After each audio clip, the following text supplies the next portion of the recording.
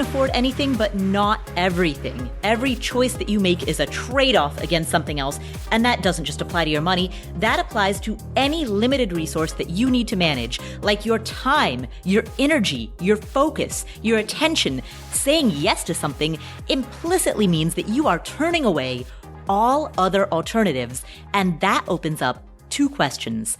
First, what matters most? What's most important to you, to your family, to the life that you want to build? And second, how do you align your decision-making to reflect that which matters most? Now, answering those two questions is a lifetime practice, and that's what this podcast is here to explore and to facilitate. My name is Paula Pant. I am the host of the Afford Anything podcast. And today's guests need no introduction. Brad Barrett and Jonathan Mendonsa, the hosts of the Choose FI podcast, join me for a very deep conversation, philosophical and practical, about what we learned from 2020, how 2020 was a line in the sand, and what this experience of going through a pandemic has taught us about finance, about work, and about life. What have we learned about the importance of being mentally and logistically nimble and flexible and portable? What have we learned when it comes to the distinction between directionality and methodology? What have we learned when it comes to how to get a job, what type of education to get, what to do with the rest of our lives? And how do we assess whether we're leaning into our confirmation biases or whether we're really onto something? We're going to talk about all of that and much, much more in this conversation. Before we get into it, one super exciting announcement. What are you doing on Monday, June 28th, 2021? No plans? No plans? All right, great. Well, I have the best evening planned for you. Myself and Jonathan from Choose FI are going to be hosting an online live event, a virtual live event on Monday, June 28, 2021. It's at 8 p.m. Eastern, 5 p.m. Pacific, and we are going to be expanding on the ideas that we talk about in today's upcoming episode. So if you enjoyed today's episode, then please go to affordanything.com/career and sign up to come to this virtual live event with myself and Jonathan from Choose FI. Again, that's affordanything.com/career to come to this virtual live event. And if you sign up, you will get all kinds of goodies delivered to your inbox. Loads of helpful information, thoughts, ideas, actionable advice. You'll get emails that blend ideas and action, philosophy and framework, combined with how to actually apply this in the real world. So the emails that you'll get just for signing up to come to this free live event, these emails will blow you away. And then on top of that, of course, our live event on Monday, June 28 is going to be amazing. I've been looking forward to it all month. You're going to love it. So affordanything.com/career. Now, with that said, here is a conversation between myself, Jonathan Mendonsa, and Brad Barrett from the Choose FI podcast. Hey, Brad and Jonathan. Hey, Paula. Thanks for having us back. Yeah, excited to be here, Paula. Oh, thank you so much for coming back. You know, in preparation for this episode, I was listening to the last time the two of you were on the Afford Anything podcast. It was episode 160. It aired in November 2018. And listening to it, it felt like something that we recorded in a different era. A bygone time, 3 years ago. Holy cow. Exactly. I mean, my entire life has kind of been divided into two phases, like before 2020, after 2020. It's kind of like a line in the sand. You know, it's funny because as soon as you said two phases, I was like, where's he going? Is he going to say before or after were a pharmacist? Is he going to say before or after Choose FI? No, it's 2020. It's the year we all lived through. Yeah, survived. That is crazy to think, actually, Jonathan. Think about all of the transformative changes in your life in the last 5 or 6 years, but yet that is the line in the sand. 2020 is. I wonder if other people would have similar feelings, but I feel like I worked harder and had to be more creative and just bring more to the table in 2020 than probably the last decade combined. I'd have to really sort through why that is, but structurally, I'm a different human being, constituted differently than I was like in 2019. And I probably would need a therapist couch to fully work out why that's a true statement. Probably won't be able to do it completely on this episode, but I think there's probably more than a single person listening to this right now that would say, yep, me too.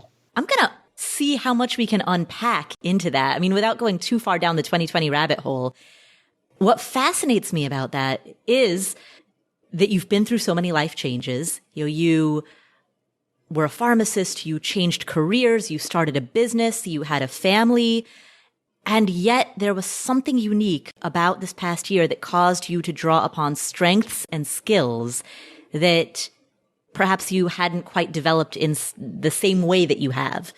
What were those strengths and skills? And by contrast, what were for lack of a more diplomatic term, what were the deficiencies that you unearthed within yourself and within the structure of your life in the past year? I can start this, but I think I'll probably need Brad's help to really help me, flesh it out and do it the justice. It's a big question. I think there was a level of personal responsibility.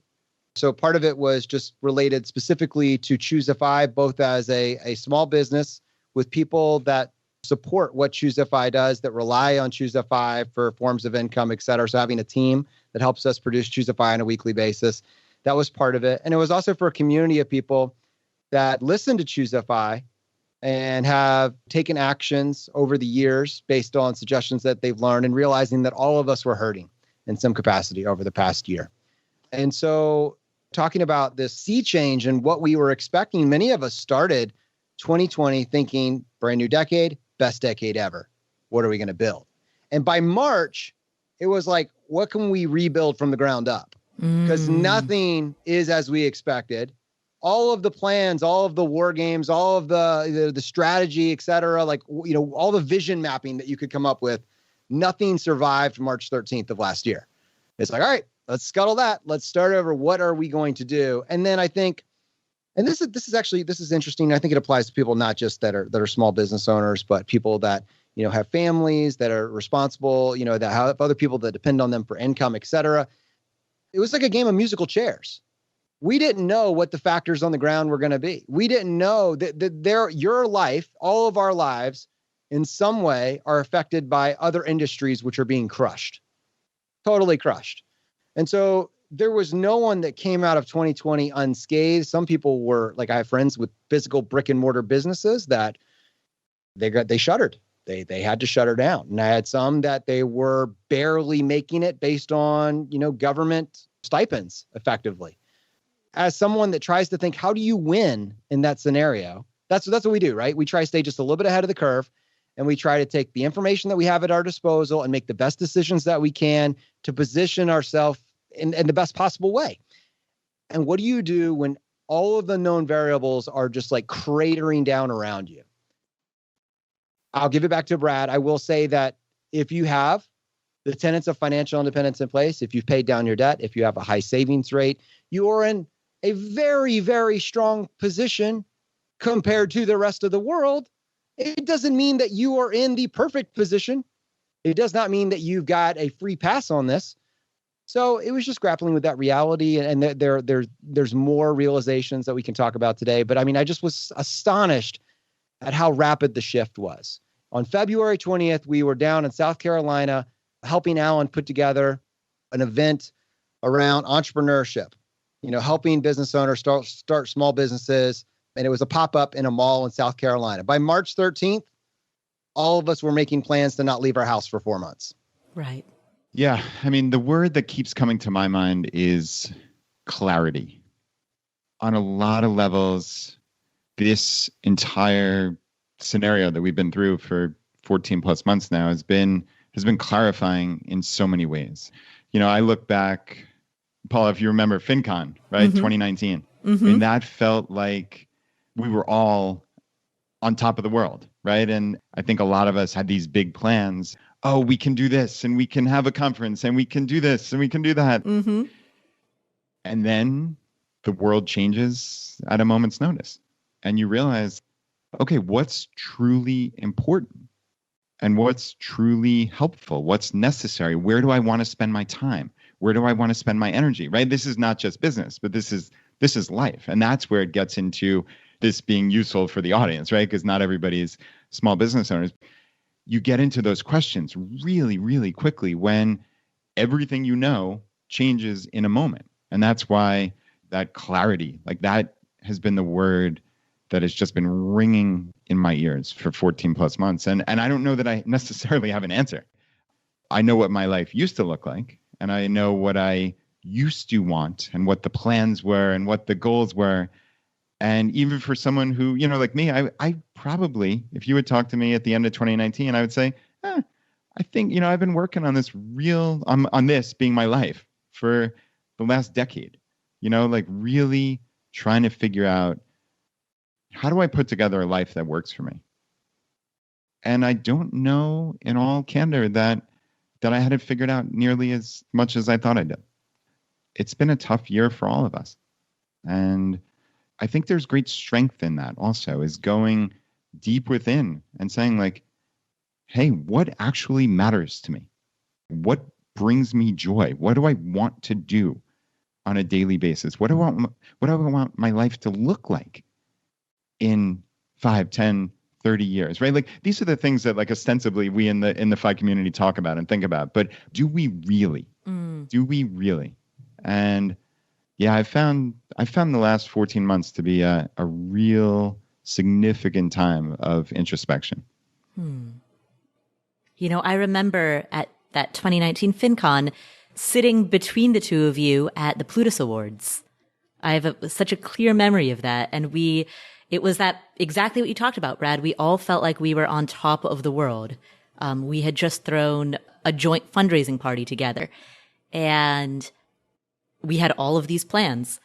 And like you said, everything changed almost in the blink of an eye. And when I think about the people who are listening to this, of course, we've all been through 2020, so everyone can relate to that shared experience of that year. We can all relate to the shared experience of a pandemic. But beyond that, there are other people listening to this who have also had the experience of everything changing in the blink of an eye because of a car accident, because of a diagnosis, because of a job loss, or conversely, because of an unexpected investment that they made casually or flippantly that ended up doing really well.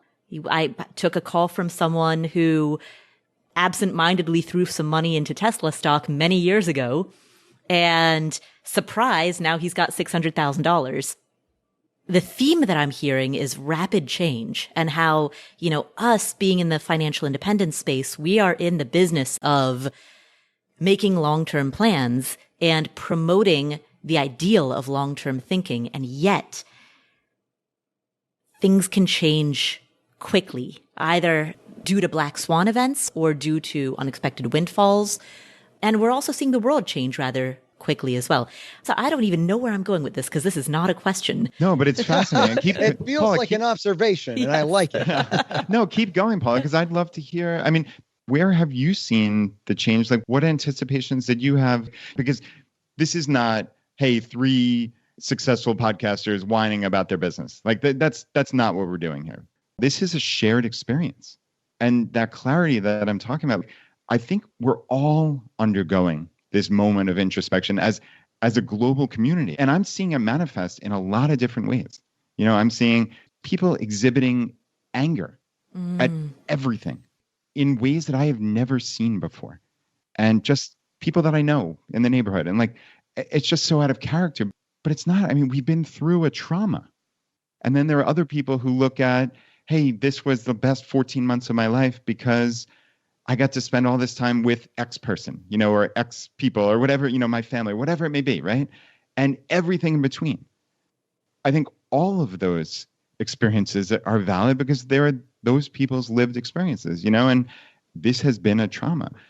Again, I don't know if I have a question either, Paula, but, I'd love to hear your thoughts. Well, one thing, and we were chatting about this a little bit before we hit record, but in parallel with how quickly our lives have shifted, and when I say our, I'm talking about every single person who is listening to this podcast, because we've all had the shared experience of our lives in one way or another shifting very quickly in the last 14 months. But in parallel with that, we've also seen the external world shift very quickly. We're seeing Bitcoin and cryptocurrencies become part of that mainstream conversation around money. And yes, that was also true in 2013, 2014, 2015, but not like this.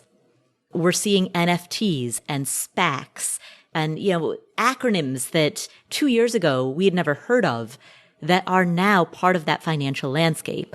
We've been through the roller coaster in terms of asset prices. I mean, you want to talk volatility, look at the span of where the stock market was in March 2020 through today. And then you look at all of these other asset classes. You look at real estate, you look at lumber prices, you look at, used cars. Yeah, exactly. Used cars, right? I mean, things that we've never had a conversation about used car prices before, but here we are.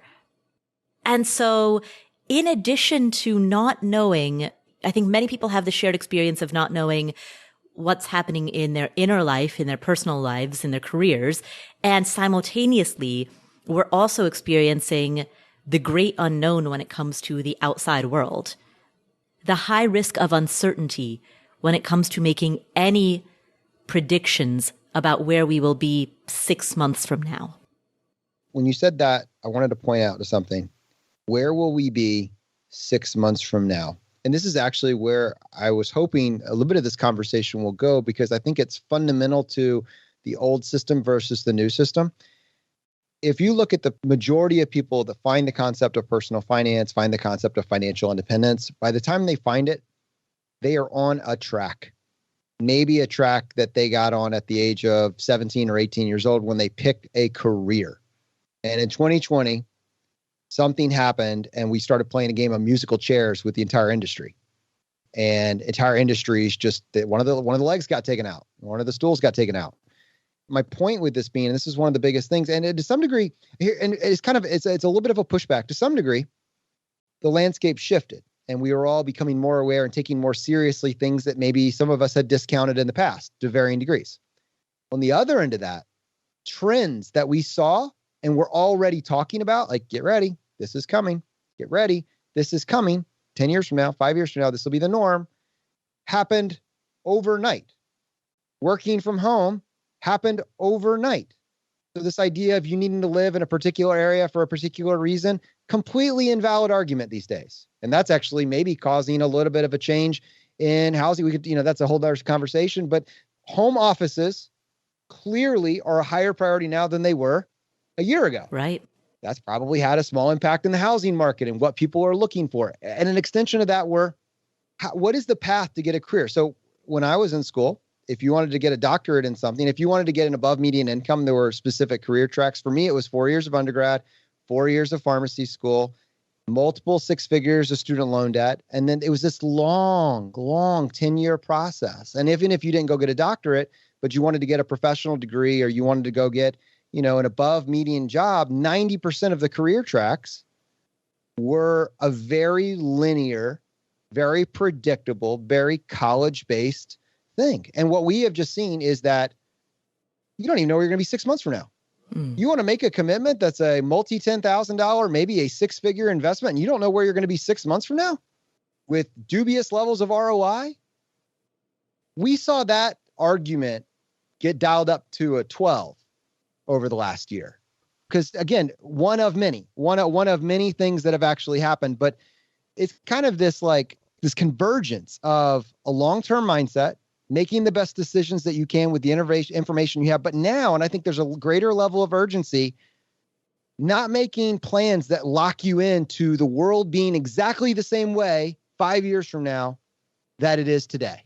Right. And that needs to start way, way sooner than we've allowed for. Most of us start kind of figuring things out where we are at the age of 33, 34 years old. Now I'm going to start getting serious and I'm going to start figuring out. No, we don't have that luxury anymore. You need to, as soon as you're able, you need to start thinking about this from this lens of flexibility and being able to recognize rapid sea changes and pivot with them, hopefully be just a little bit ahead of them.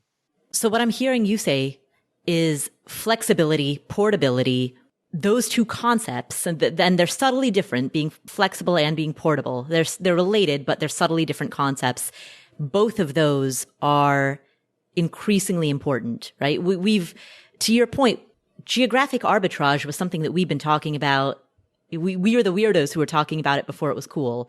Now it's mainstream. It's not mainstream. It should be demanded. It's literally a core function. Employers, if they're not offering this, they are at a disadvantage to, the competitor across the street.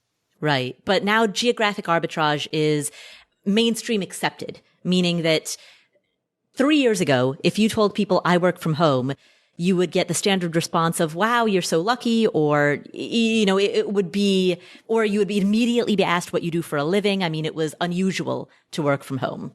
Today, it's the norm, at least in many fields.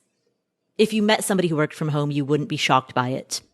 If you certainly actually go back and listen to our episode that we did, as you mentioned, a decade ago, with you, if you go listen to that episode when we were all young kids, at the end of it, we actually talked about FI versus RE. Mm-hmm. And this was a big thing at the time. Everybody was trying to attach a label to it. Is it retire early? Is it, is it slow fire? Is it, et cetera, et cetera. The reason that they were all trying to attach a label to it, and we all maybe felt a reason to attach a label to it, is that I don't think we had enough off-ramps in the middle. Too many people get stuck on, it's this ostrich strategy. And this is what financial independence has always been pushing against, but this ostrich strategy. We get stuck in a career. We just spent a cumulative decade getting into the career and another half decade to a decade paying off the debt we accrued to get in the career. And now we're like, all right, well, that was a lot of sunk costs. So let me just stick my head in my sand and let me wake up at retirement. And then we're trying to figure out, like, what am I going to do on the other side? Brad, I'll give this back to you. But I think now in 2021, from where I'm sitting right now, that is no longer the only option, like to retire or to not retire. To get to finance, like, do I just keep my head in my sand and the sand? Do I just grind it out, stay where I'm at, and then just wake me up when it's all over, a la the ostrich strategy? Or do I look for other options? Yeah, and I think kind of what we're talking about here and what we're dancing around is change is scary. That's what a lot of things are changing so rapidly. But I think what we in the financial independence community do so well is we try to stay ahead of the game. The fun part about FI is you survey the landscape, you understand the rules, you understand maybe where things are going, and you try to do your best to win at the game of life. That's how I've always looked at it in a kind of cutesy way. And when you see the rules changing so quickly, when you see the landscape changing so quickly, that can be scary or it can be exciting. And that, again, is like how I look at it. Now, granted, I think it's both. But like, Paula, when you're talking about some of these things, like, I'm thinking about the autonomous vehicle fleet that's eventually going to take over. And, like you're saying with NFTs, like that will be, you won't have a concert ticket anymore or a basketball ticket anymore. It'll be a special NFT for that particular game with X, special item to corroborate that you were there. Like this change is coming quickly. Right. I personally forecasted in my own head, a lot of colleges would have gone out of business already. And I clearly was very wrong about that. I think there is great change coming in that industry. Mm-hmm. Anything that's been calcified, anything that just like, we know there's something wrong. Like that's, I almost think in terms of like the infinite game, like on a long enough timeline, can this possibly stand or does it blow up? And so that's how my mental model for approaching a lot of things. The US healthcare system, perfect example. On a long enough timeline, is there any chance that it doesn't blow up? In my estimation, there's a 0% chance that it doesn't blow up because something can't keep going up 10, 12, 15% every single year. Mm-hmm. Same with college. Like, I think there is a 0% chance that 300 years from now, the college system looks the exact same that it does today. Mm-hmm. So then you work backwards, right? And it's like, okay, I don't know when that change is coming, but it certainly seems like it's accelerating. And that's what this has been. It's been an accelerant for a lot of these changes. I think that's what you were alluding to before, Paula. And that can be scary, or that can be exciting, or it can be both. What it means is we need to be mentally nimble, right? Mm. We need to educate ourselves, even on things that we might have been closed-minded to previously. Paula, we talked about this whole blockchain and cryptocurrency and NFTs and things. And like, if you had asked me this 4 years ago, I would have laughed in your face. I thought it was preposterous, just completely made up nonsense. And now I think there's a high probability that 5, 10, 15 years from now, somewhere in that time span, that technology is going to change the world. I view that as exciting. I don't know. I'm not smart enough. I don't know enough to know when that's going to be, what it's going to be, what technology. I'm not trying to prognosticate in that regard.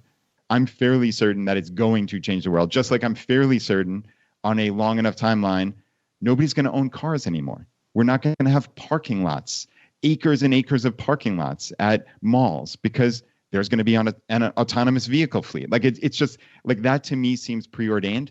But again, I don't know if it's 5, 10, or 70 years from now. I have no clue. But I'm trying to stay ahead of this. And I think that's what all of us should do, is educate ourselves and say that, hey, just because this is the way that it's always been doesn't mean it's the way it's always going to be. And I think that's what Jonathan's talking about with a lot of careers and industry is, look, maybe what you thought was going to be your path, that might not be the case. You might not have that job for the next 5 to 50 years. Educate yourself. Be aware of trends. Try to find out, how can I reskill? How can I learn new things? How can I find ways to pivot? Because you might find that your safe job isn't so safe. What I'm hearing from both of you is that given all of the uncertainty, and 2020 certainly highlighted how much uncertainty we live in, given this uncertainty, it's important to look for core underlying qualities. Brad, you mentioned being mentally nimble. Jonathan, you mentioned being flexible. And we also talked about portable. So these are underlying qualities. And oftentimes it is not the what, it's not the thing itself that matters. It's what underlying qualities does that what represent. And if that what has those qualities that you're looking for, those values that you're looking for, then you can have a higher degree of certainty that it is a wise direction to embrace, or a wise direction to shift into. Yeah. And I think, with all of us, on a long enough horizon, a long enough timeline, all of our survival rates go to zero, right? So time is our most precious non-renewable resource. I'm not exactly reinventing the wheel here when I say this on this show. But when we start to scale down, we look at these phases of our life. So we started at the beginning, we kind of looked at this before COVID, after COVID. We actually, if we were to be more specific, we could start thinking about our lives in terms, there's very clear, when I got married, the first 5 years of my marriage, the time that I was in college, my career track. When you start looking at these things that you commit yourself to, my 30-year mortgage, my college choice, my student loan debt commitment, when you start thinking about these phases, you start realizing that, and I'm looking at this through the lens right now of flexibility, portability, financial solvency, and giving yourself the best chance to kind of ride the rapid change that we're discussing and bob and weave, sting like a bee, float like a butterfly. I'll edit this in post and it'll say, awesome. Yeah, there we go. No, so you got to be able float to like a butterfly, sting like a bee, I think it is. Thank you. I knew it could get rearranged. But you got to be able to pivot. So each of these phases, each of these commitments will prevent our ability to make these different pivots. So when you look at the core tenets of what we talk about in the financial independence community, all of them, the underlying qualities that you're referring to, Paula, they give us the maximal ability to make pivots when we get new information. Because we weren't in debt up into our eyeballs, because we weren't financing everything that we could afford the payments on, because, just go through the list of qualities. What do they ultimately do? They give us the ability to pivot when we get new information and to take luck, quote unquote luck, and turn it into opportunity. And so as I start thinking, tying it back to what we just said, let's just take a look at the one that most of us is a real pain point for most of us right now. Industries that have just been obliterated, right? So let's talk about jobs. People have lost their jobs. Individuals with businesses have gotten shuttered. So what is the default solution for that? For most people, if I'm in an industry that just went under, I should probably go back to college and get a degree that will allow me to get into a different industry. Okay, let's look at the cost of that. Okay, let's look at the time commitment of that. How does that map up with what we just learned about how quickly we need to be able to pivot? Your solution to a problem that things are changing rapidly is to lock yourself into a commitment, which is going to tie you down for 4 years. That doesn't work with so in Brad's mindset, he just laid out in 300 years, I don't think it's going to look like what it looks like. It doesn't look like it now. Right now, it doesn't look like that. Now, the rest of the world may not have figured it out. So we're spoiling it for you, but people are slowly realizing this right now. So there's a tiny, tiny fraction of people, and most of them are probably 16, 17, 18 years old, that are going for the college experience. But increasingly, those of us that are financially sane, right, are looking at college through the lens of ROI and time commitment. It does not make sense with what we're just talking about. If you had this wake up call and you realize I'm in an industry that's going, and your solution is 4 more years of school and another degree so that I can come seize the bull by the horns, it's a fundamentally broken thesis. Sometimes we're in situations where our back's against the wall. We know we need to change. We know we need to pivot. And when we make that choice on how we're going to pivot, we want to do so in a way in which we preserve our future flexibility. And so a very expensive student loan, a 6-figure student loan, is not a choice that is going to preserve future flexibility. A mortgage that is excessive or that is attached to a property that you cannot easily rent out, a property in which you don't have multiple exit strategies such that you could rent it or sell it, that's another example of something that will lock you down and decrease your future flexibility. So to the extent that we take future flexibility off of the table, regardless of whether it's in the form of student loans, mortgages, credit card debt, payday loans, however it is that we choose to do that, when we take that future flexibility away, we remove our ability to respond to the next environmental change that we will face. And Paul, it's so interesting because I was actually going to ask you about the mortgage side, because that's where my mind went in terms of this future flexibility. It's locking yourself in. It's, you said like a mortgage that might be too big, but I would even, and then I think you kind of pivoted to maybe even a mortgage at all, maybe even owning a house at all potentially. And I'd be curious your thoughts, and that's not to say homeownership is bad. Clearly, we're not implying that. It's just in terms of this nimbleness that we're talking about. Mm-hmm. Did you have pre-pandemic advice to someone for, hey, if you're going to live in a city for X number of years, maybe you should consider, and obviously this is broad strokes, but maybe you should consider buying a house versus post-pandemic? No, nothing has changed. It's all stayed the same. Okay. What I've consistently said about mortgages is that you want multiple exit strategies. So you don't want to be in a position in which the only way that you could get out of a given situation is that you have to sell. You want to be able to sell or rent or Airbnb or, X or Y or Z. You want multiple options so that if something happens and one of those strategies gets pulled off the table, you still have the other ones that you can turn to. What you saw in 2008 was that if people were forced to sell their home at a time when that the value of that home was down, if they were forced to turn a paper loss into a real loss, that's when they suffered. But if they had the flexibility to hold on for 5 more years, then they came out okay. It's similar to not wanting to liquidate a stock position, right? If we know that the stock market is volatile, and if during a recession you're forced to sell your stocks, then you're going to convert that paper loss into a real loss, and it's going to have a very real negative impact on your net worth. So if you have the ability to hold on because you have other sources of capital, then you're not going to have to convert paper losses to real losses.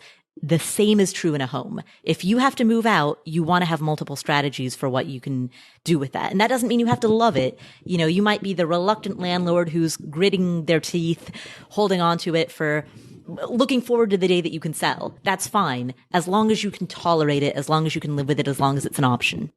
Oh, I love that. So that, to me, that's like a rethink upon a rethink, right? So there's the standard advice to just general public, which is, it's the American dream, buy your house. That's the only way to get wealthy, right?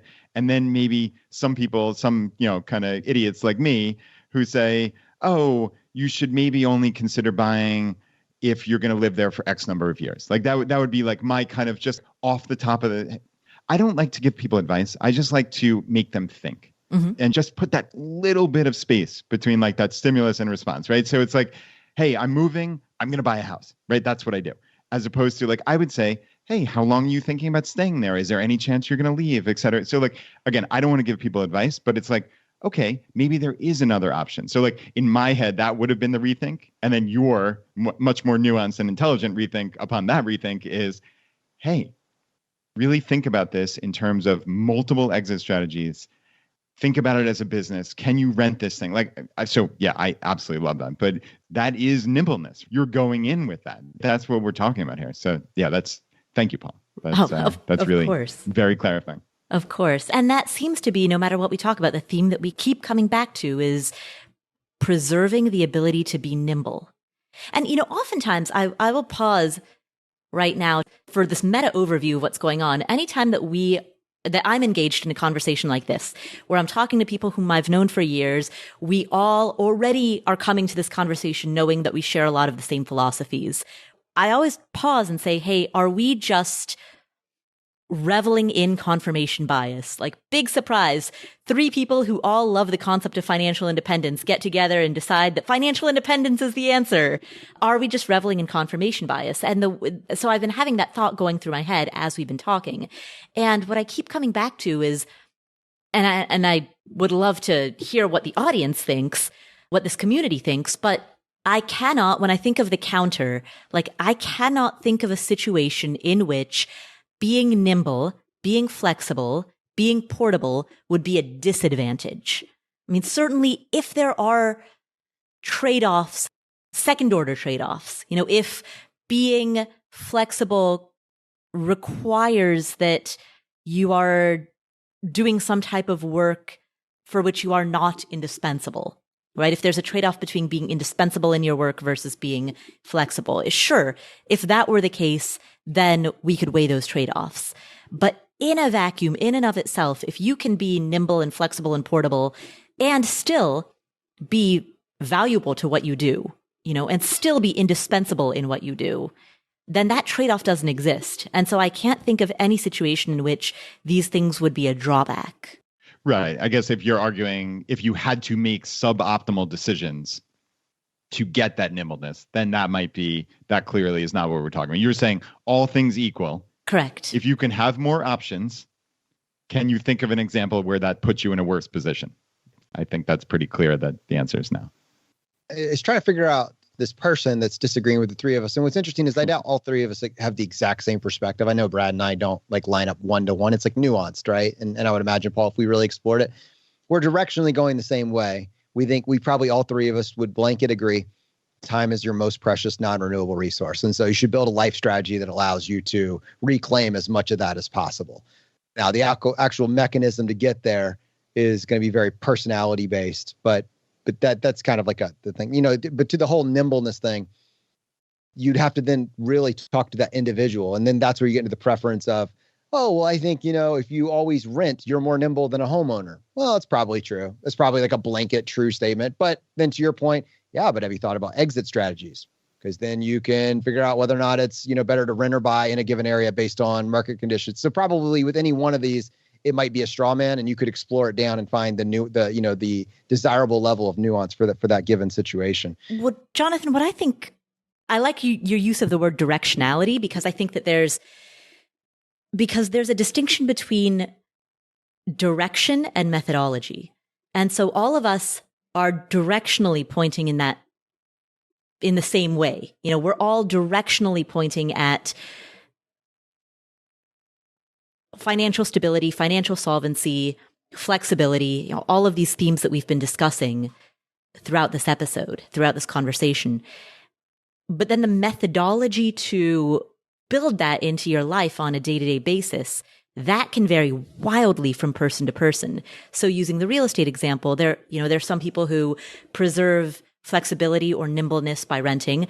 There are others like me who would argue in some cases, the opposite could be true. In some cases, having equity that you can borrow against could give you a greater degree of flexibility than someone who doesn't have that option. Again, assuming a whole bunch of certain preconditions and certain assumptions. That's just one example of how there can be 2 different methodologies that look diametrically opposed to one another, but that both speak towards the same set of values and that both are directionally pointing towards FI or in a given value set. Paul, I think actually on this call, we have a little room to explore that with that, and I think it's valuable for people just that directionally we're all going in the same place. But from a methodology perspective, we have some different representation here. And I'll give you an example, just Brad and myself, and we can do a little compare and contrast as well. But Brad it's very clear. It's the FI story. It is, you have an individual that has a clear grasp of the numbers with a family that lives beneath his means, despite not having like this lavish, extravagant income. It's a good income. I don't think he would say it's not a multiple six-figure income. It's not even, I don't even think it's just barely, if anything, crossing into the six, or maybe at the peak. But mostly it's, I understand the numbers. We live below our means and we stay the course, and we do this over a period of, a decade or so, 12, 15 years at the high end, by just understanding the power of savings rate and living beneath our means, focusing on housing, focusing on transportation, taking advantage of tax advantage vehicles, rinse and repeat, do this for a decade. The numbers just work. Brad, would you? Yeah, that's a pretty succinct summation of my adult life. Thank you, Jonathan. sorry, brother. I'm not putting you into a 200-character story, but that's what you did. It is what you did. And so in contrast, I agree with the ethos of everything he did, but let's talk about it. Brad didn't start with 6 figures of student loan debt. I started with 6 figures of student loan debt. And I spent the first 4 years of my professional career paying off my student loan debt. I got some FU money saved up, which we define as kind of roughly having like 2 years expenses. And I was also, paying down my debt, and then I'm also putting money into my 401k. So I'm doing what I can, but I have to pay off the student loan debt. As soon as I felt like I had FU money, I started focusing on entrepreneurship. And when I got to a point where the numbers made sense and I could fund my life from the entrepreneurship, and I felt like I had a small cushion, if anything went wrong, I had a couple years to figure it out. I walked away from my corporate job and I kept building it through this vehicle of entrepreneurship. And Paul, I'll give this back to you. I'm sure there's different components of what both, I just kind of laid out for Brad and myself, but I'm sure it's not one-to-one, in terms of what your own path to financial independence was.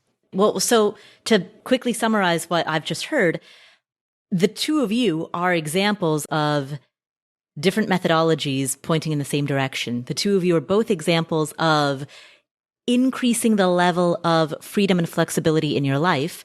But Brad, you did so by working a W-2 job as an accountant for a number of years and then spending dramatically less than what you earned. And lather, rinse, repeat, you did that until you reached financial independence. And then Jonathan, you paid off a hefty student loan debt and then waited until you had a couple of years. You basically had an emergency fund, like a super emergency fund that gave you a runway of about 2 years worth of expenses. And then you quit your job and you started a business. Yeah. Slight order of operations there, but for all intents and purposes, that was the pathway. Think about this. I recognized the flexibility and the portability I had by not having the debt. That is a fundamentally different person than was there at the point of graduation, where you're coming out, you have 6 figures of student loan debt, and you have to figure out a way to cover the cost of your life, plus cover the cost of your debt, and cover the cost of paying down your debt, which, by the way, is close to half your salary. It's if you want to do it quickly. When you make the moves to get that done, you say, all right, now I no longer need to account for the bandwidth that I was just applying to paying down the debt. What do I want to do with that?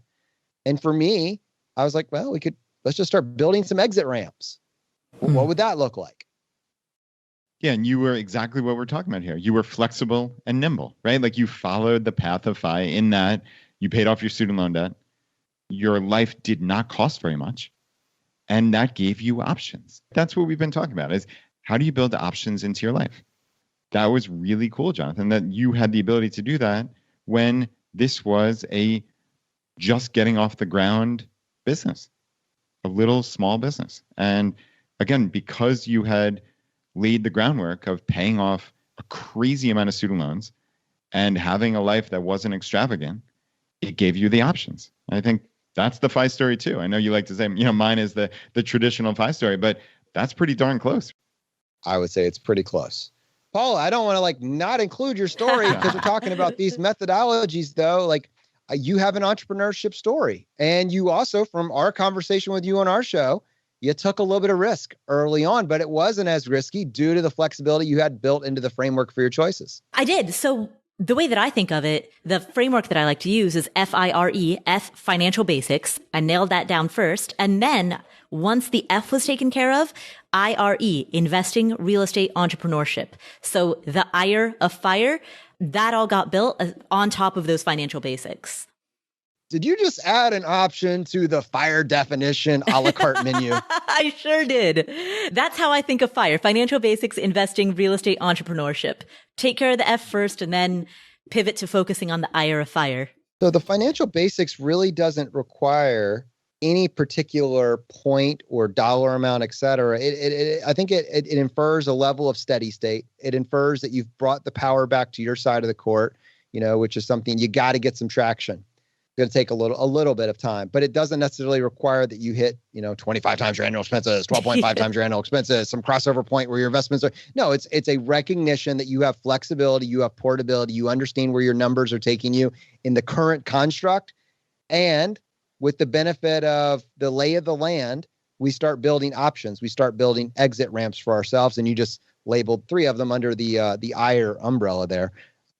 And you've kind of explored all of those. And I feel like we have as well. I think there is something to this. And so it really begs the question for people that are hurting, in 2020, are we focusing on the IRE or are we focusing on financial basics? Or do we need to make decisions? Do we need to make transitions? Do we need to make pivots that give us the ability to move to the IRE faster? Right, exactly. So that F is solvency. It's solvency and stability. It's paying down your credit card debt. It's saving up a basic emergency fund. It's getting that foundation underneath you. And once you've got that, then you can certainly increase the foundation, right? You can improve the foundation, and that's where the IRE comes in. So first you stabilize, and then from that stable state, you then start looking towards the IRE. You start looking towards, more broadly, the multiple exit ramps. When the two of you were on the Afford Anything podcast, episode 160 back in 2018, we ended that episode with this conversation around FI versus RE, retirement versus not. That was a big discussion back then. Jonathan, to your point, I think a lot of people were focused on that conversation, especially in 2018, because that conversation is binary. You're either working or you're retired. And that type of binary all or nothing thinking is a reflection of an environment and a construct in which you're either commuting to a brick and mortar office or you're not. And one of the silver linings that has come out of 2020 is that it accelerated mass adoption of a far more nimble construct around work. And that's something that we all in the FI community have been talking about for years. Yeah, I mean, you nailed it there. If we identify, if we have a focus coming in, and you could go in so many different directions, but if we were to pick one of the many different things and focus on kind of a linchpin of flexibility and portability, when you're talking about financial independence versus retire early, I think one of the biggest defining factors is how much do I love my job? Or how much do I hate my job? Or what are my options inside my job? So for instance, Paula, you are an advocate for financial independence. You reach tens and tens of thousands of people, and you teach people about financial independence and, by extension, early retirement. You're not retired. Mm-hmm. If anybody calls you retired, that would be crazy. You work very, very hard. Brad and I work relatively hard, varying extensions of hard at different seasons of life, but we're clearly not retired. And so it's really a disservice for us just to talk about the goal of getting to retirement when that's structurally and functionally not the goal for our own personal lives. Mm-hmm. And it's not for many, many people inside the financial independence community.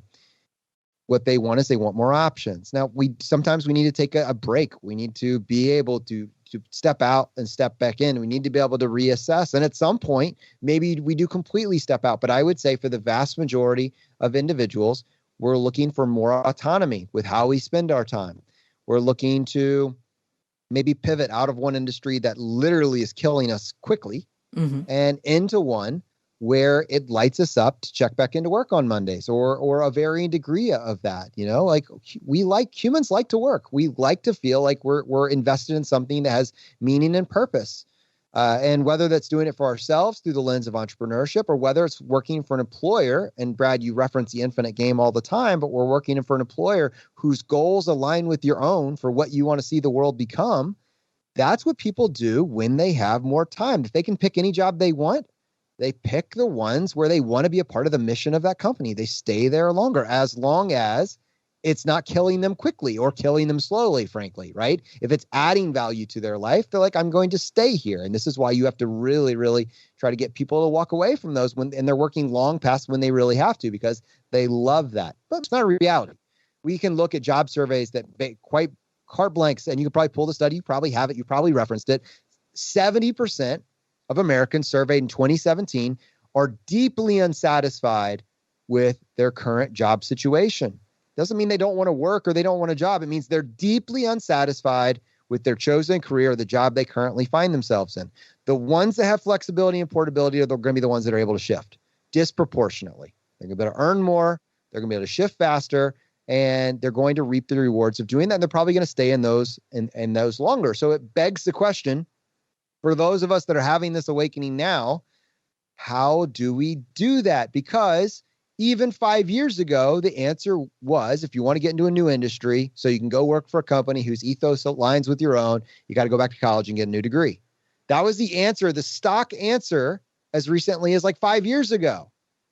And I think functionally it's not today, but we need a new toolkit in order for people in mass, not a person. A person can be an outlier, but the community at large. When you're talking to a lot of people, you're not giving an individual one-on-one advice. You're giving a large group of people the best chance to be able to pull this off.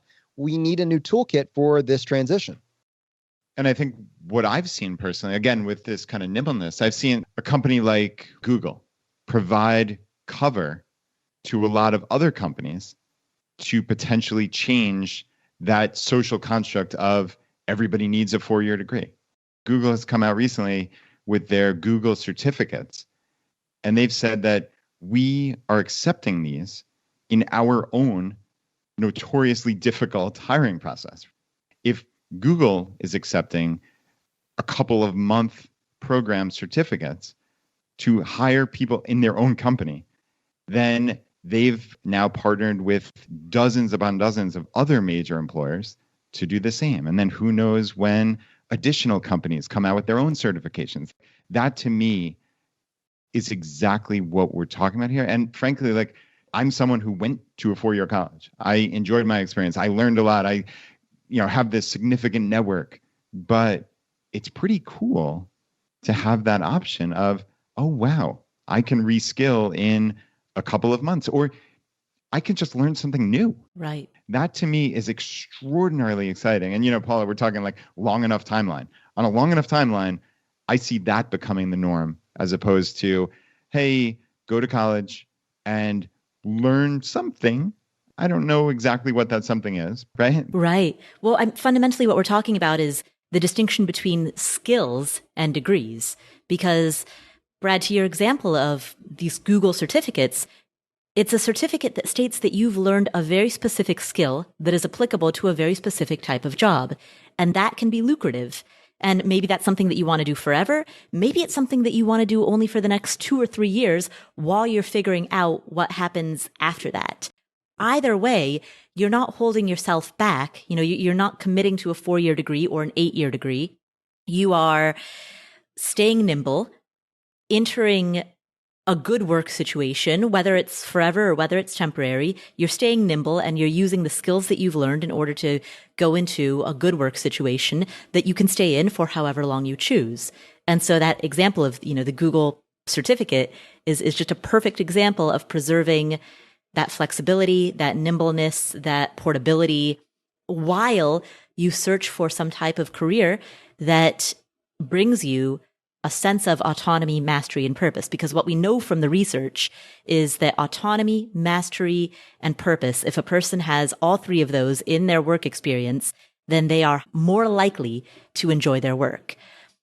Another example, being a real estate agent. Until last November, I had a real estate license. I let it lapse. But until last fall, I was a licensed agent, and that didn't require a college degree. That was a 100-hour certification. I took 100 hours of courses. capped it off with a test, and boom, I had a real estate license. Now, to actually do the work of making money with that would require the day-to-day of being in that career. That wasn't something that I was interested in doing, and that wasn't the reason that I got it. But that's another example of a career option that many people choose, in which with a 100-hour course, boom, you could have this entirely new career opened up to you, and you don't have any student loan debt. And I think there are a few things that need to happen for people to really feel confident in how replicable this is, because clearly the big takeaway was not go apply at Google, and it was not go become a real estate agent. This is what we have for you. Look, we're in the future. We're living in the future. No, it was rather we are seeing a system-wide change on the approach to landing a job. And I'll just give you a clear example, and maybe there's many people that understand this and have been given this advice. So, hey, someone's looking for a job. And then that helpful friend, maybe mom and dad, reach over and say, well, you need to update your resume, you need to update your CV, and you should just go knock on doors. You should go knock on doors, and you can lay in that job. Just be industrious. And they don't realize that that information is woefully out of date, and you will not get a job by updating your resume and going and knocking on doors and handing out that, card stock 8.5 by 11. It's just it's not how it works anymore for the vast majority of jobs, especially those that pay an above median income. So what is the process? And I was just thinking through this ahead of this call, if we ended up talking about this, to try to help people think, here are the 5 or 6 things that if you can do this, then you can pivot quickly. And it's based on a little bit of experience for what we've seen with the job placement program that we've actually been working on. But it's also, I think most people will say that's just true. Like once you see it, it's hard to unsee. So one, and you pointed this out, it's skills versus degrees. Degrees used to mean that you were confident and capable of a skill. And for some professions, it still means something. But I would challenge the liberal arts major, that at the point of graduation is trying to figure out what job they're going to be eligible for, to really think through, is that statement still true in 2021? For some people, it may mean something. But for the vast majority of employers who are trying to get a high ROI on a hire, the fact that you know how to learn is going to be lost on your resume. Employers are looking more selfishly, what can you do? What is the ROI if I hire you? And liberal arts degree does not scream immediate ROI to them.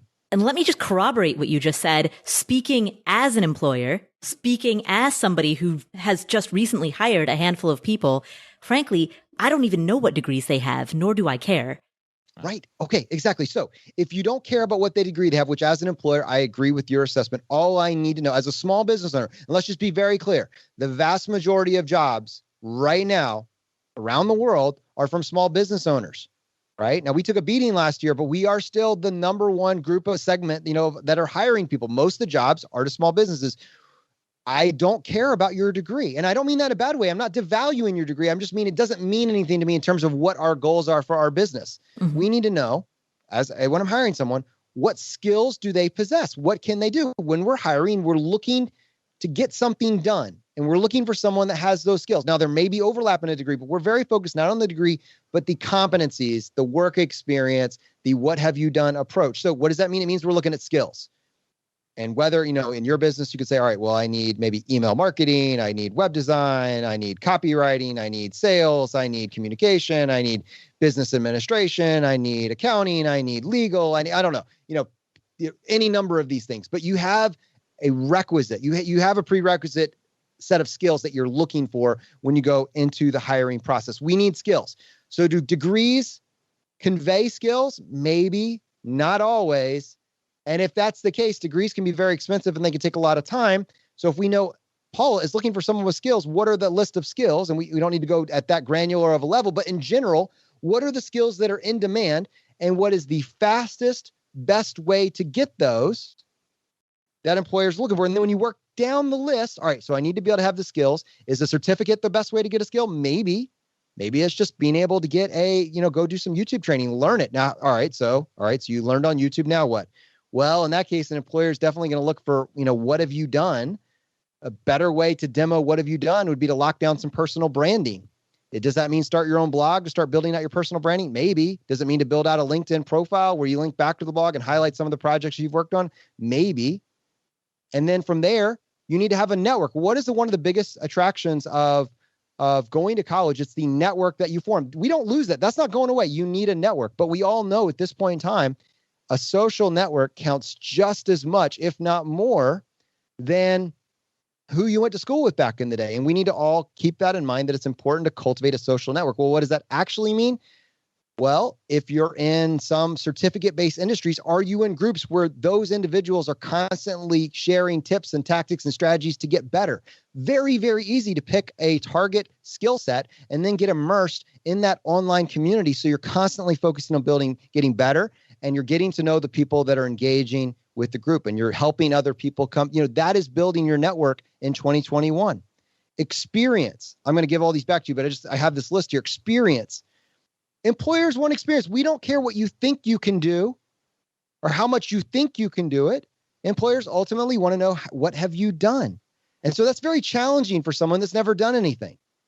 Well, I think I can do it. I think I can learn anything. I have a liberal arts degree, but what have you done? And this gives us the opportunity to now really put the focus on volunteer experience or doing it on our own in a sandbox. So for many, many skills, there are ways that you can do it in a sandbox or a low risk way. And if you can't do it for yourself, if we're talking about a digital business, et cetera, that you own, even if it's not for profit, just to experiment, can you volunteer and do this in some capacity for an organizations? And there's ways that you can do that in a replicable manner. And then I would just add on to this, and I'll give this back to you for comments, both of you, is that we have to be able to convey this collection of things that we've locked down. We have to be able to convey that in an interview. We have to understand how to take the skills that we have, the personal branding that we've locked down, the network that we've built, the experience that we have, and convey all of that in an interview. So an employer that's talking to us for the first time has confidence that when they invest in us, we're not going to be a waste of 6 months of their life. That's what you really want to know, Paul. Selfishly, when you're talking to someone that has a resume that you're looking at and has gone through that first layer, and you're actually going to take the time to talk to them, if you give them the chance to work in your organization, the biggest fear is that this is going to gobble up 6 months that you could have been putting into a better candidate. Right. And so the person that can convey all of those other things that we just talked about and convey that via communication in an interview can transition very, very, very quickly. Jonathan, I'll pull my Charlie Munger and say I have nothing further to add. That was an incredible summary. And I agree on every point. The world is changing. That's a very compelling case for skills matter. Be nimble. Understand that there's an opportunity cost to college. There's an opportunity cost to learning new things. Skills really matter. How can you prove that you can actually do something? And again, we always talk about the talent stack on our show. And, we certainly didn't coin the phrase, but it's having this diverse set of skills and putting together things in your brain that you don't need to be world class at any of these necessarily. But if you're top 20% in 10 different skills that nobody else on earth has that combination of skills, you are extraordinarily valuable. To me, what's so exciting about these things is you can learn anything and you can learn it really quickly and you can prove that you can do it. That is a sea change that I don't think this stuff, Paula, to our point earlier, this stuff sneaks up on us. And I don't think sometimes we take that step back and realize, wow, the world has changed dramatically. Mm-hmm. I think this is a really good example that we might just kind of gloss over otherwise. And Paul, I worried originally that this was just like a thesis, or that this was maybe a platitude that would just end up being buried in the books. And it's just kind of one of those, an apple a day keeps the doctor away type things. When I started working with Bradley Rice, who was a member of our community, and he had told me about this one track in the world of Salesforce that was just unbelievably in high demand, like unfathomably in high demand. But he was working with a group of people, it was like a group of 3,000 people in this free Facebook group. And Paul, I used to think that maybe this was just a thesis. This was just another Jonathan rant, and I was getting very excitable. But over the last year, I've had the privilege of watching, quite literally, hundreds of people that in 2020 were scared about their industry, about their career, about their perception of what the job market looked like. Because all of us knew when the economy falls apart, jobs go away. All of us, quote unquote, knew that. Except that some businesses blossomed. Some businesses 2x, 3x, 4x, but they did it in ways that were unexpected. We go back to ChooseFI in our own way. ChooseFI, I talked about the stress that we had. We had to be creative. As a business, we had to pivot and we had to move in a new direction. businesses all around the world. Your business probably had to do something similar. Your plans middle of 2020 did not look like your plans at the beginning. You had to pivot. And that means that you're looking for different skill sets. You're hiring different things that you weren't planning on before. And this isn't just us. This is businesses all over the country. And I saw people that were able to put together this stack: skills, personal branding, network, experience, and interview prep. People that were able to figure that out. I literally got to witness hundreds and hundreds of people land jobs in an industry that they were completely unfamiliar with.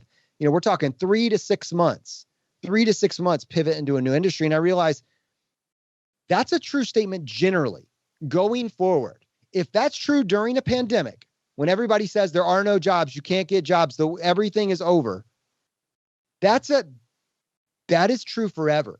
It will never be more difficult than it was last year. If you figure that out, you no longer need college. And what does that mean in terms of your ability to maintain and preserve your flexibility and your portability? It's like a secret to life that was only unveiled and couldn't be put out as a caricature because of what we experienced in 2020. People would have always said, if 2020 hadn't happened, people would have always said, well, that works because we're in a bull market. What's going to happen if you have a pandemic or a black swan event? Then all those people that didn't go to college, you're going to be at the bottom of the hiring pile. I'm telling you. No, we started in the worst possible scenario. This is true. How much more true for the entire future?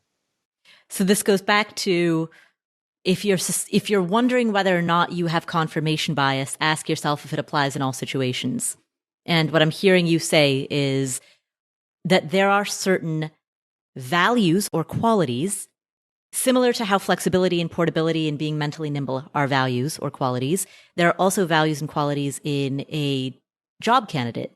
Things like having a powerful social network, things like being able to have specific skills that employers want and then being able to communicate those skills. Things like having some degree of experience, even if it's volunteer experience.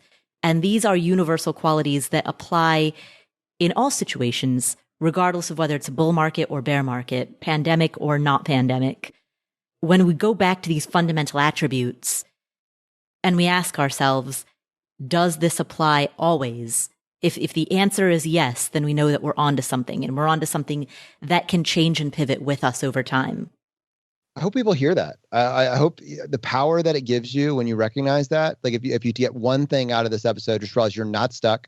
You're not trapped. If you don't feel like you have flexibility and portability right now, you can have it in a very, very short period of time. And it's going to follow the ethos that we just laid out. What aspect of that can I build today? I think this is going forward, and this would not have been true maybe 10 years ago. It would have been tougher. People were doing this, but they were outliers. This is a truth going forward. This 300-year future that Brad described, this is going to be a more fine-tuned version, and it will be the path that everyone is on, and they will be starting at a younger age. But right now, when you're listening to this, you are ahead of the curve. You are just, and it doesn't mean you necessarily have to take action on this yourself, but you should really think about, what does this mean for me over the next 6 months, for sure, if applicable, if you're one of those 70% of people that's deeply unsatisfied, and for the next generation, for the person that you have influence on, for the person that's thinking about making large financial decisions like signing up for 6 figures of student loan debt, for the individual that is trying to put aside, hundreds of thousands of dollars in a 529 account instead of focusing on saving up for their own level of financial independence.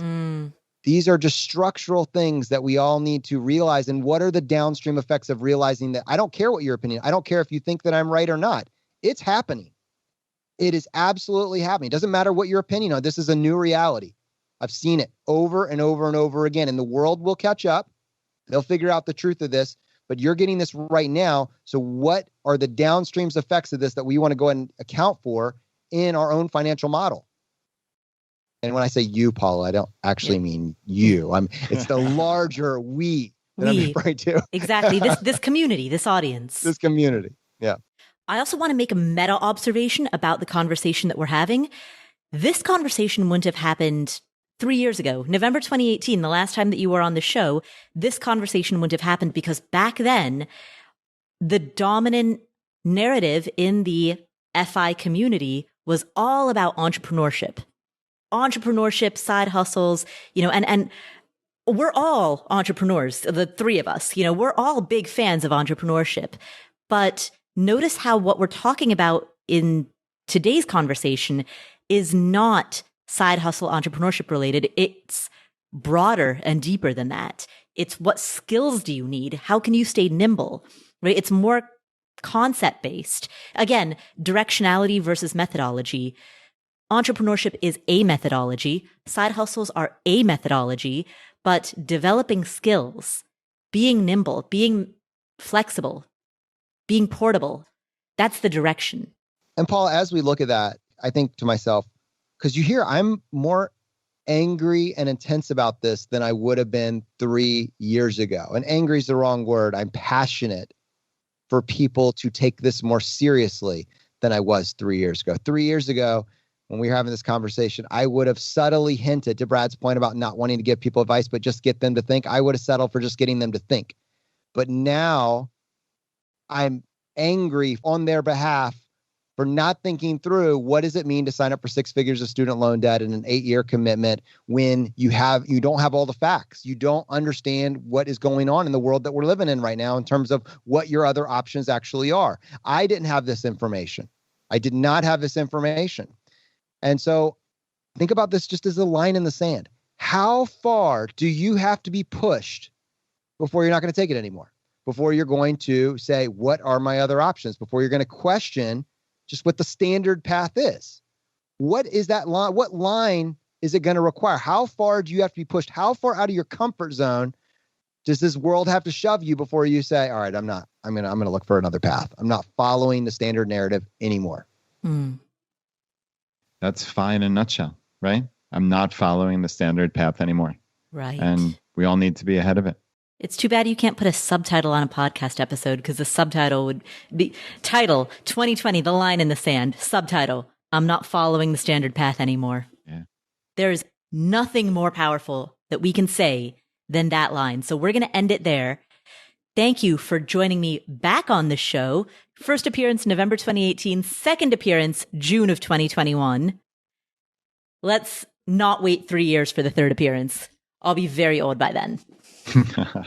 And can you imagine what the world looks like 3 years from now? Oh, goodness. It has been a lot of fun, Paula. Thank you so much for having us on the show. It's been a real pleasure. Absolutely. Where can people find you if they would like to hear more of you?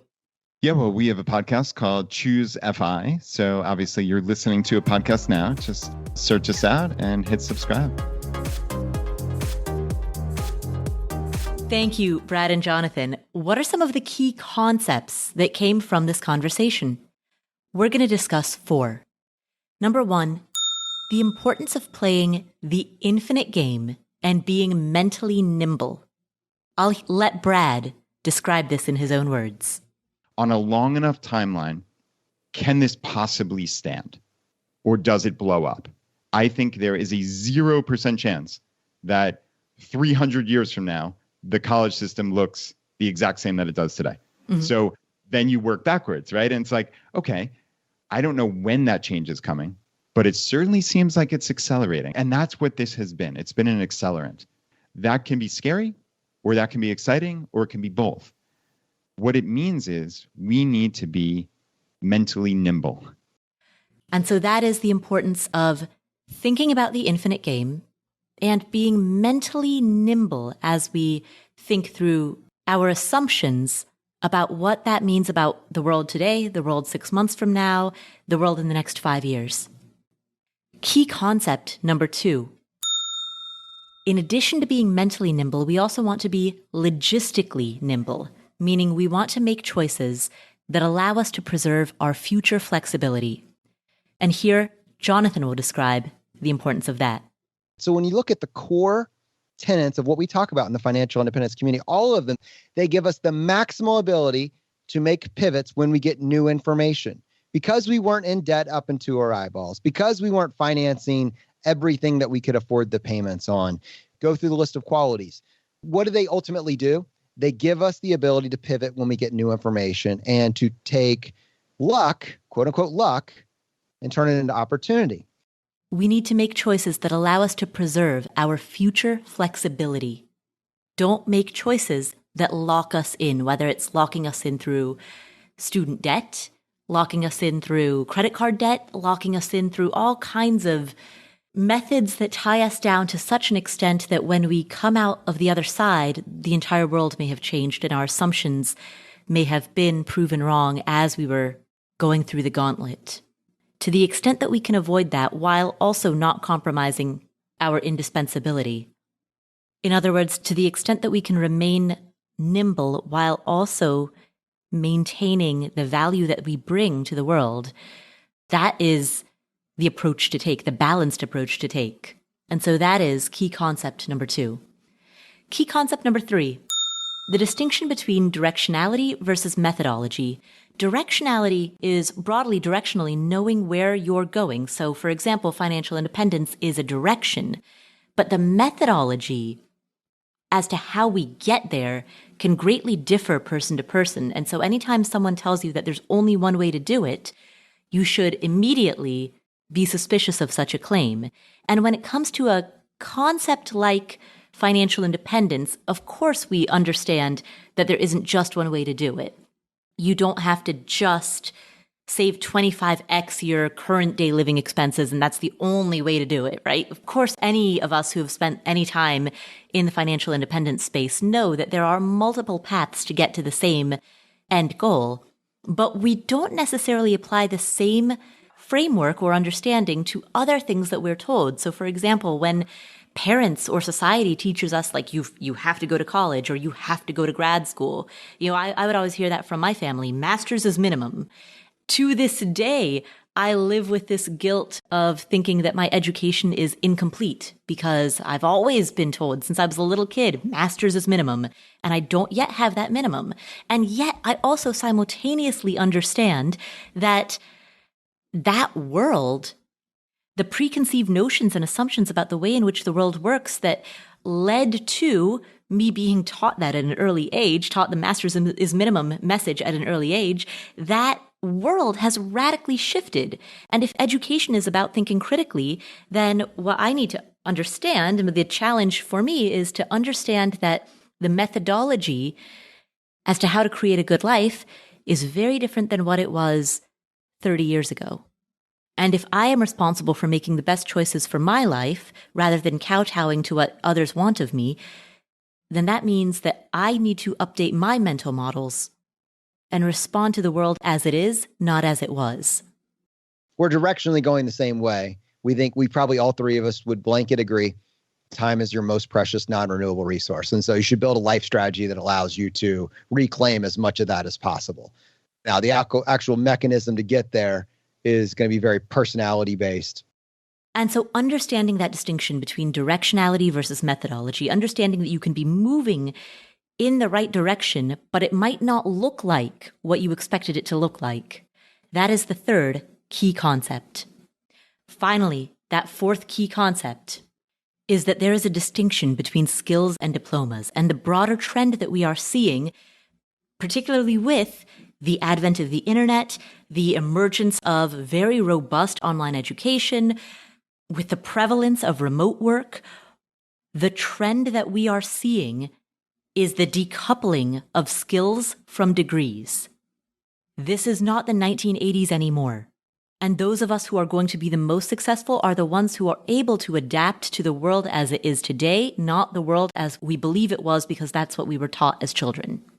When it comes to education, there are specific careers that require degrees, that there's no other way to go into a particular career. You can't be a veterinarian or a dentist without a very specific type of degree and a very specific preordained course of study and certification and licensure. That path is laid out. It's clear. Everyone knows exactly how to do it. And that's not what we're talking about. What we're talking about are careers that you can build where there are, to go back to directionality versus methodology, multiple pathways, multiple methods of getting to that same end goal. If you want to work for a particular type of company or you want a particular type of work, and there are multiple ways of getting there, there isn't just one required method, well, now you've got flexibility in how you get there. And when you have that type of flexibility, when you have multiple pathways of getting to that same end goal, The nimble way to do that is by asking yourself, what skills do I need and what experience do I need in order to be able to follow this path? The question is no longer what degree do I need? It is what skills do I need? It's having this diverse set of skills and putting together things in your brain that you don't need to be world class at any of these necessarily. But if you're top 20% in 10 different skills that nobody else on earth has that combination of skills, you are extraordinarily valuable. And so that broader societal trend of the decoupling of skills from degrees and our responsibility of updating our mental models and making life decisions and career decisions accordingly, that is the fourth and final key concept from this conversation with Brad Barrett and Jonathan Mendonsa. And if you would like to hear myself and Jonathan elaborate on the ideas that came from this episode, join us Monday, June 28 at 8 p.m. Eastern, 5 p.m. Pacific for a live event that we are doing where we talk about how you can earn more money outside of the context of entrepreneurship and side hustles, how you can earn more money in a job, and how you can do so without having to go back to grad school and get yourself buried in thousands or tens of thousands of additional student debt. We're going to be talking about that decoupling of skills from degrees and what that means for you and the opportunities that are ahead of you. So myself and Jonathan Mendonsa are going to be elaborating on what we talked about in today's conversation. And that's Monday, June 28 at 8 p.m. Eastern, 5 p.m. Pacific. You can register. You have to register in advance. Registration is at affordanything.com/career. That's affordanything.com/career. Thank you so much for tuning in. If you enjoyed today's podcast, please sign up at affordanything.com/career, and I will see you there. Please also share this with a friend or a family member. That's the single most important thing that you can do to spread the message of good financial habits, of earning more, of growing your net worth, of mastering your money and your life. So please share this with a friend or a family member and make sure that you hit follow in whatever app you're using to listen to this show so that you don't miss any of our amazing upcoming episodes. Thanks again for tuning in. My name is Paula Pant. This is the Afford Anything podcast, and I will catch you in the next episode.